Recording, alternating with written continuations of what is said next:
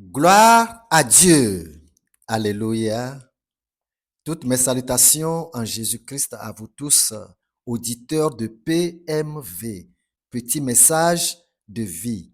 Que Dieu vous bénisse au nom de Jésus-Christ. Amen.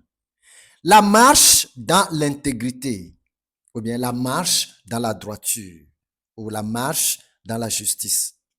Alléluia. C'est tout un bonheur pour une personne d'être juste et intègre dans sa vie. Mais une personne qui prend des voies tortueuses ne s'attirera que des douleurs. Alléluia. Sommes-nous prêts à aborder le sujet de ce jour? Si oui, commençons ensemble avec Genèse chapitre 17. Prenons à partir du verset 1 jusqu'au 5e. Lorsque Abraham fut âgé de 99 ans, l'Éternel apparut à Abraham et lui dit, « Je suis le Dieu Tout-Puissant. Marche devant ma face et sois intègre. J'établirai mon alliance entre moi et toi et je te multiplierai à l'infini. » Abraham tomba sur sa face et Dieu lui parla en disant, « Voici mon alliance que je fais avec toi. Tu deviendras père d'une multitude de nations. On ne t'appellera plus Abraham, mais ton nom sera Abraham, car je te rends père d'une multitude de nations. » Praise the Lord. Et la fin du verset 1 disait à Abraham, « Marche devant ma face et sois intègre. » Sois intègre veut dire sois juste. Donc, sois juste dans ta marche avec moi. Juste en toutes choses au milieu des gens et envers les gens. Vous voyez, Dieu lui exige la clarté de vie parce qu'il veut rentrer en alliance avec lui, avec Abraham. Donc, pour la bonne réussite de l'alliance entre Abraham et Dieu, il faudrait que Abraham règle sa vie ou règle sa conduite, n'est-ce pas, sur le sentiment naturel du juste. Pas de pratique sous pli fermé. Parce que si vous marchez avec Dieu, votre marche avec Dieu va susciter des haines ici et par ailleurs contre vous. Là, c'est votre intégrité, votre justice, c'est votre droiture qui parlera pour vous défendre. Raison pour laquelle Dieu exige de Abraham une conduite intègre. Dieu lui demande d'être juste en tout temps et en tout lieu, en tant que son collaborateur et son ami. Cela permettra à Dieu de se lever dignement pour lui et le défendre devant, n'est-ce pas, l'ennemi. Alléluia. Proverbe chapitre 10, verset 9. Proverbe chapitre 10, verset 9. Verset 9. Celui qui marche dans l'intégrité marche avec assurance, mais celui qui prend des voies tortueuses sera découvert. Alléluia. Pourquoi la Bible dit-elle que l'intégrité est une assurance pour celui qui en fait usage, pour celui qui la pratique? Si nous marchons dans la voie de la lumière, dans la voie de la justice, loin des fraudes et des camouflages, c'est vraiment toute une sécurité pour notre vie. Que se passera-t-il pour lui, pour, n'est-ce pas, ce pratiquant de justice au temps marqué? Psaume 4, chapitre 85. Psaume 85, allons-y au verset 14. Psaume 85, je voudrais que vous soyez à la page avant la lecture. Psaume 85, et voici le verset 14. La justice marchera devant lui et imprimera ses pas sur le chemin. Praise the Lord. La justice marchera devant lui et la justice va imprimer les pas de justice sur le chemin du pratiquant de la justice. Vous savez que les accusations réussites du diable contre nous sont basées sur nos péchés, sur nos injustices commises, sont basées sur nos voies tortueuses. Mais la justice du juste parlera pour sa défense.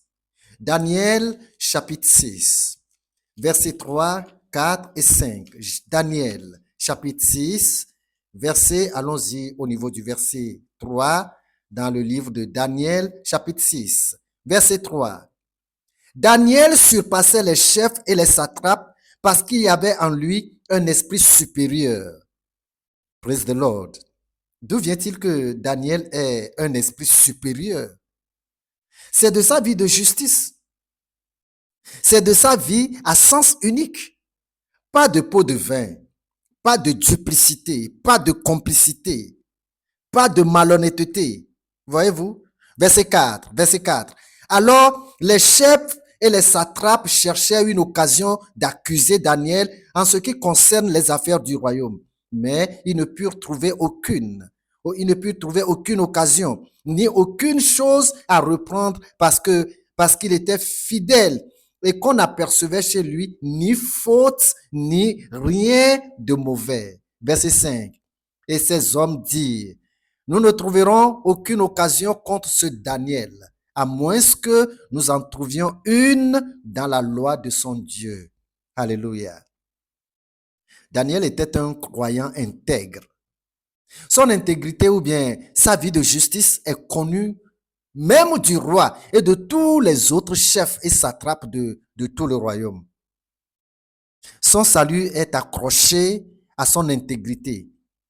Son intégrité ou sa justice répondra pour lui dans la fosse au lion, c'est-à-dire dans le jugement.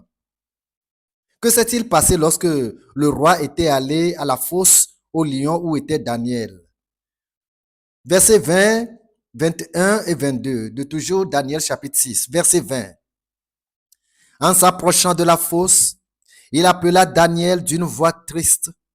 Le roi prit la parole et dit à Daniel, Daniel, serviteur du Dieu vivant, ton Dieu que tu sers avec persévérance, a-t-il pu te délivrer des lions?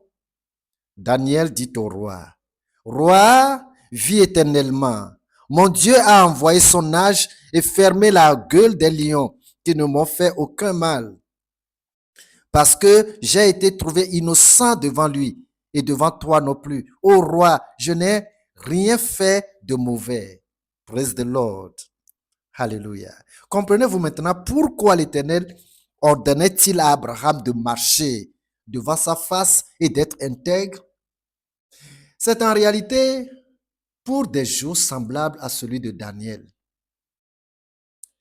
Les haines, n'est-ce pas, et les jalousies des ennemis, c'est pour cela. Abraham ne devait pas permettre à aucune occasion contre sa personne dans sa marche avec Dieu. Les autres chefs et les satrapes. Nous pouvons comparer ces satrapes-là aux chefs des subdivisions administratives, c'est-à-dire chef régional, chef préfectoral, chef cantonal, quelque chose comme ça. Ils étaient jaloux de la supériorité d'esprit de Daniel et cherchaient, s'il vous plaît, cherchaient tous les moyens pour le détruire. Mais ils ne le pouvaient pas. Parce que l'intégrité de Daniel marchera pour lui. Son intégrité imprimera des traces sur son chemin. Ouais, son intégrité marchera pour lui. Non seulement ça, Dieu aussi le défendra dignement et n'est-ce pas, valablement, comme un mérite de son intégrité.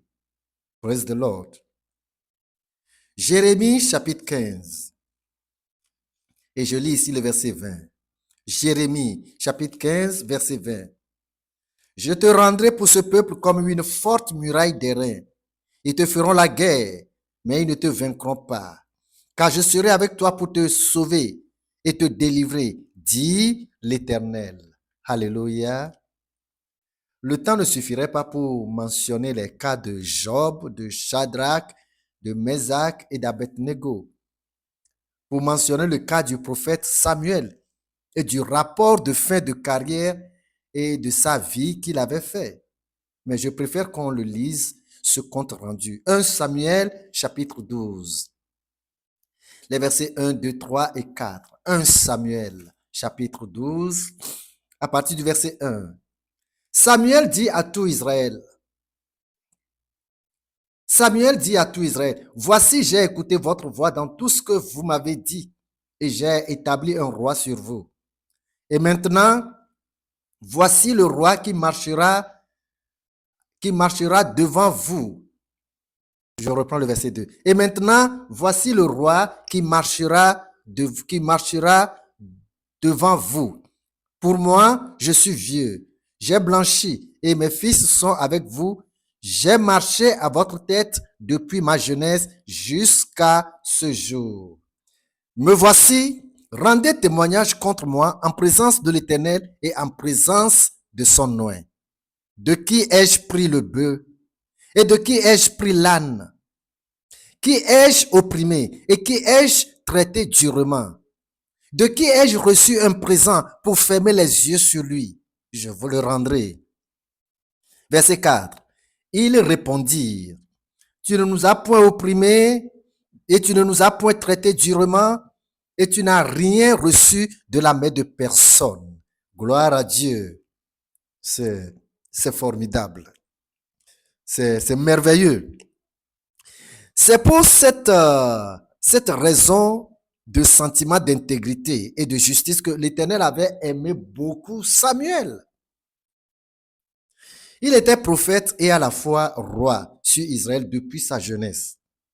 Après des années de carrière, non pas dans le domaine de prophète seulement, mais dans le domaine de roi. Le peuple dit, nous voulons avoir séparément un roi à part, en dehors de toi, à la tête de la nation. Et Samuel n'avait rien contesté. Parce qu'il trouve que le peuple réclame un roi en dehors de lui. Et il dit, voici, j'ai fait tout ce que vous m'avez dit. Effectivement, j'ai trop duré sur le trône. Et je suis d'ailleurs même vieux. Voici le roi que vous demandez. Mais avant tout, je vais partir.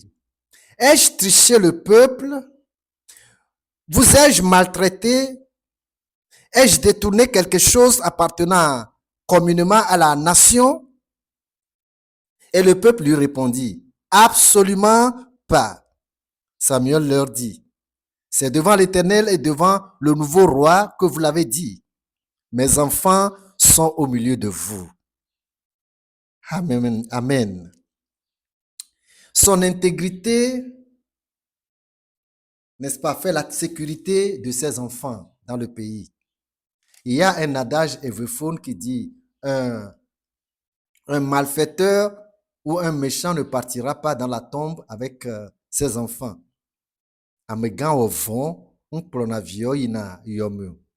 Alléluia. Si nous sommes intègres et droits dans la crainte de Dieu, nous en récolterons ses jus et nos enfants aussi après nous. Gloire à Dieu. Même, n'est-ce pas, même après notre mort, nos enfants et nos petits-enfants en jouiront. Si vous le voulez bien. Cela est possible en Jésus-Christ seul, sans qui rien n'est faisable. Alléluia. Que Dieu vous bénisse et partagez ce petit message de vie avec des frères et des amis pour la gloire de Dieu. Je suis Séraphin Kofi Zozo. Restez bénis. Amen.